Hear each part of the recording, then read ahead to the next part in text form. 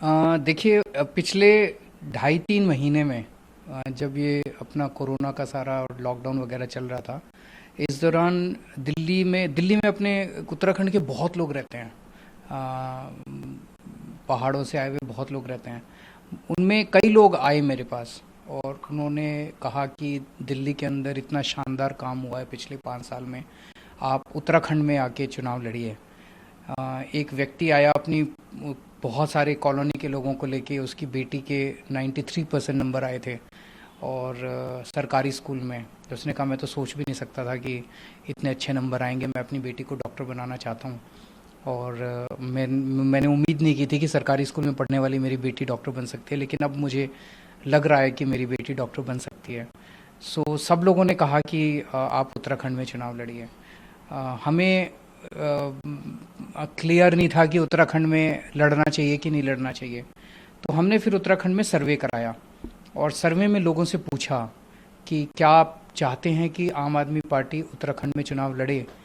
तो उत्तराखंड में 62% लोगों ने सर्वे में कहा कि आम आदमी पार्टी को चुनाव लड़ना चाहिए।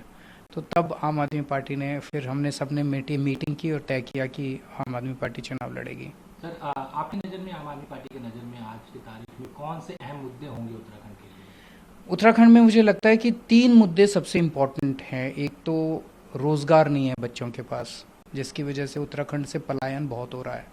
कोई भी अपना घर छोड़ के नहीं जाना चाहता। अगर वहीं रोज़गार मिलेगा तो लोग अपने घर में रह के ही रोज़गार करना चाहते हैं।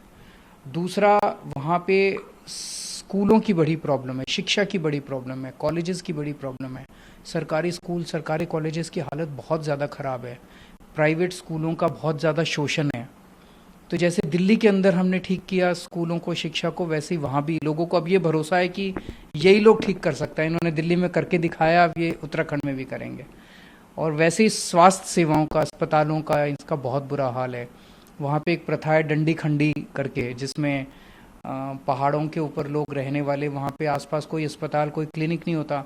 तो अगर कोई बीमार हो जाए तो अपनी खटिया के ऊपर किसी को बिठा के और फिर दूर अस्पताल पैदल लेके जाते हैं। तो अब गांव-गांव के अंदर क्लिनिक खुलने चाहिए। जैसे दिल्ली में जब किसी ने यकीन नहीं किया था कि हर मोहल्ले में क्लिनिक खुल जाएंगे, ऐसे ही लोग, जब मैं कहता हूँ तो यकीन नहीं करते कि गांव-गांव के अंदर, बस्ती-बस्ती के अंदर क्लिनिक हो सकते हैं।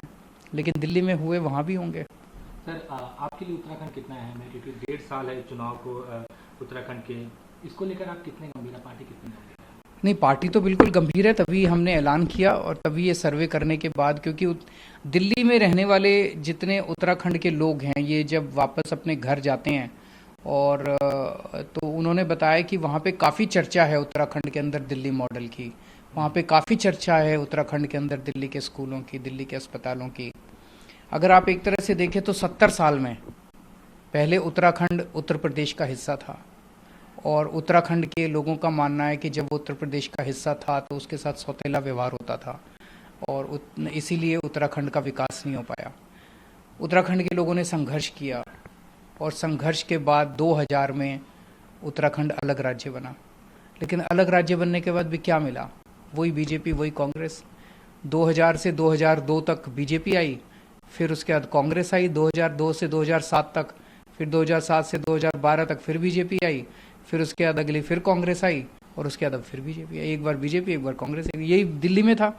तो लोगों को अब दोनों पार्टियां देख ली, दोनों पार्टियों को कई बार मौका दे के देख लिया, लेकिन ना स्कूल सुधरे, ना अस्पताल सुधरे, ना सड़कें सुधरी, ना लोगों की ज़िंदगी सुधरी, ना नौकरियां मिली, ना बिजली सुधरी, ना पानी सुधरा, कुछ नहीं सुधरा।